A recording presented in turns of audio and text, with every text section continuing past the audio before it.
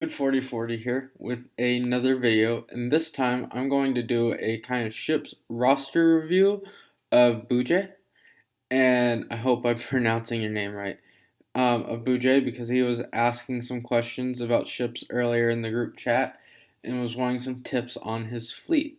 So what I'm going to do is I'm going to go through his current ships and say what I think his current fleet makeup should be, and then I'm going to give him some tips on the future for which directions he should be headed with in ships. So, one of the things he was concerned about was a capital ship, and his two current choices for a capital ship are going to be Executrix and Thrawn. Now, for a current fleet, I'm going to be leaning towards him going with Executrix, and this is the reason why. Um, your Thrawn and your Executrix are only one gear level apart, but what your Executrix has above your Thrawn is higher ability levels. However, I do think you need to be working on your Chimera over your Executrix, because the Chimera is currently the better capital ship for the direction I think you should be going. So what you want to do is you don't want to level up the basic or the ultimate at the moment. Yes, the ultimates are important. However, with level 1 ultimate, you're all you're going to be getting is extra turn meter game for your select ship, and what you really want to care about with the ultimate is killing off. So, if you're going to work on trying to get your Chimera up, first you want to level up to level 85, because that's going to be important. But you're going to want to work on leveling up Art of War, Phylon Beam, and Fierce Loyalty. Do Fierce Loyalty next, and then you probably want to evenly split between Phylon Beam and Art of War for the next two, and from there you can choose whether or not you're liking the Chimera over the Executrix once you replace it as your capital ship. Also, in order to actually get in order to get 7-star, you're going to want to farm 2 other rebel ships. Now let's look at your current fleet makeup to see what we can do to get you a 7-star Chimera. First off, you already have 3 rebel ships all the way up. You have Ghost and Phantom 2, which are necessary. You have Biggs X-Wing, so that's great. Your other 2 that you've already currently leveled up or have worked on to some extent are Wedge's X-Wing and Biston's U-Wing. Both great ships. So for Wedge's X-Wing, you want to work on finishing that to 7 stars, just as you want to do with Biston's U-Wing.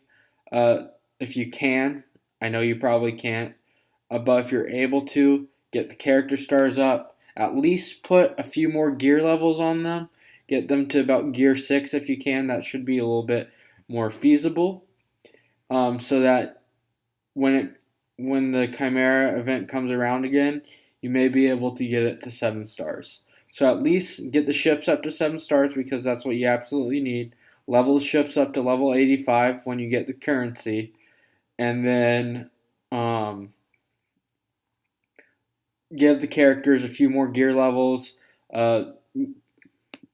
and also put some ability levels on their abilities. Put mods on them. If you have trash mods, go ahead and throw them on them so that you can be able to, so that you're able to get the Chimera when it comes around. If you have to, you can remove those mods right off of them, but when you go into the battle, at least put some mods on them temporarily to give them more stats and boost up their speed and their offense and whatnot. Furthermore, so that's what you want in order to get the Chimera. So for your current fleet makeup, though, as I said, you're going to still want to currently probably use the Executrix until you've gotten Chimera up some more. You're going to want to use TIE Advanced, TIE Fighter, and Biggs Dark Lighter on your main team. So your first 3 out in the battle are going to be these 3. and then you're going to want to have Phantom 2 as your first reinforcement, followed probably by the Ghost or the Slave 1. And then for your third reinforcement, you could go with, currently, based off what you have, I would go with either the TIE Silencer or the Geonosian Starfighter. You can choose which one you want out there. They're both attackers, and they're both decent. However, they don't really go with your current fleet makeup at all. So, but those would be what I would go with. You probably would want to do the TIE Silencer just to kind of boost the GP look of your team, and it's still a decent ship. And you look to have Kylo a little bit higher in gear currently, Kylo amassed. But that's what I would use for your current team. Now going forward with this team, things you want to look at is gear. If you're going to keep this as your main team, you're going to want to gear up Biggs and TIE Fighter. TIE Fighter pilot. Now I know this may not seem great, but Biggs and TIE Fighter pilot are going to do you well in territory battles and territory wars. And so that's a benefit right there. I personally use both of I use TIE Fighter pilot on an Empire team under Palpatine lead, and I'll often take in Biggs because he's able to do a lot of damage in territory battles with Wedge, which is one of the benefits of getting Wedge up there for Chimera. One thing I want to try to do is, while I'm telling you this fleet, is try to give you good reasons why these characters are going to be used elsewhere. I don't want to give you a random ship like Plo Koon to go after because it's not going to be useful to you elsewhere in the game. But Biggs and TIE Fighter Pilot will be useful to you elsewhere in the game. So that's good reasons here. Now going back down, I said earlier, Biston, he'll be helpful in the Rancor raid if you still need help there. So great use there. Scarif, you can make uses for him in the game. He's not as heavily used, but Biston, he is a decent character, and you can get use out of him elsewhere in the game if you need to. But so let's go on to talk about some other ships that you may want to look at for purposes of reinforcements. One that I saw that you have undergeared here is your First Order TIE Fighter. Great ship. And one important thing about this is you need BB-8 in order to get Jedi Training Ray. So you level up your First Order TIE pilot here. Star him up. I know it takes a while. He has a really long farm. But you star him up, and he's going to be useful in territory battles. He does lots of damage on his basic as he double attacks.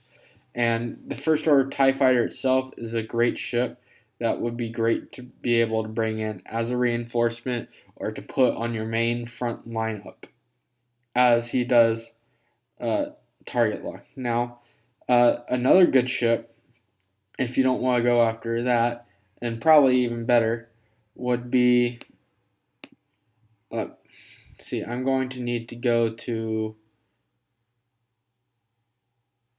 unit ships up here. One ship that you don't have at all is Poe Dameron's X-Wing. Poe Dameron's X-Wing is an excellent ship. I personally don't use him, but first off, he's going to be able to easily take out TIE fighters that are annoyingly dodging. On top of that, Poe himself is an excellent character because what you can do with resistance in arena, territory wars, and territory battles is resistance under a Finn Zeta lead is excellent, and Poe will work into that for you. So he's not a bad character either to be getting up. And Poe is essentially one of those, along with TIE Advanced, is one of those anti TIE fighter ships. He also just deals lots of damage and is considered a great reinforcement. Some other ships to look at, if I can think of them for you, would be, let's see,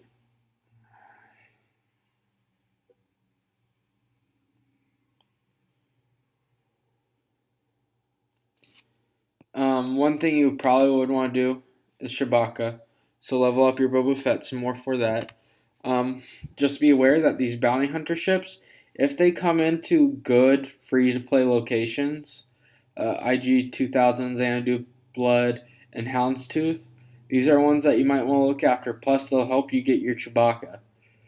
Um, Overall, though, I just would probably double down on gearing the current characters that you have on your team and just look for a fourth decent reinforcement to go after. And these will work best with what you currently have. You just want to double down on what you have. Um, and I would work on First Order TIE Fighter and Poe Dameron's Wedge X-Wing and Biston G-Wing. I would go with Wedge X-Wing and Biston G-Wing first, just so that you can get the Chimera. Once you have Chimera, I would probably drop both of those. Maybe keep Biston G-Wing and go with that if you're fine with gearing up Scarif and Biston. If not, I would start working on First Order TIE Fighter and Poe Dameron, because those are probably characters that will benefit you better elsewhere in the game. But the gear on these characters is going to be important. And then the mods, make sure you have the mods up. I see that you have the mods on Sabine, Ezra. I'm going to assume you have them on all your Phoenix. But you want to make sure you have the mods on these high up so that you're getting the most out of these characters in ships.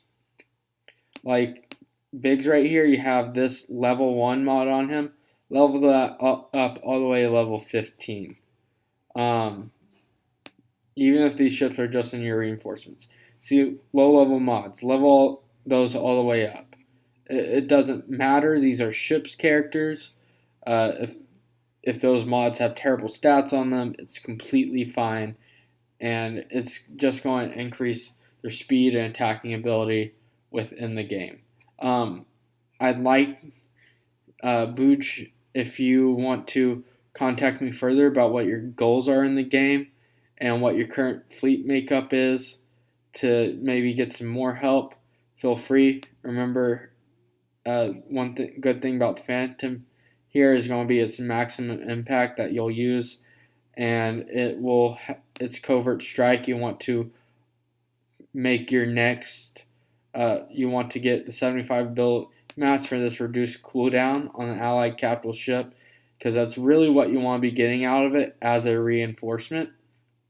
If not, and you don't want to start out with Phantom 2 or Ghost unless you're under a Home 1 lead. Your Home 1's way down.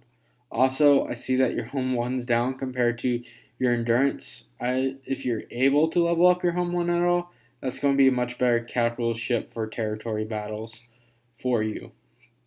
But again, I hope this was useful. Since I wasn't able to contact you much, Budje, before doing this, contact me and I'll be willing to do another one maybe in a few weeks to go more in depth, and just let me know what your goals are for just characters in the future and whatnot, so maybe I can work that plan more into giving you a better future look at what your ship should be. And if anyone else in either Porkins Alliance or Cover Me Porkins is wanting help on the direction to go with your fleet, let me know. What I want to know is what your current fleet makeup is and what your current goals in the game are, so that maybe I can help you forge a path of least resistance.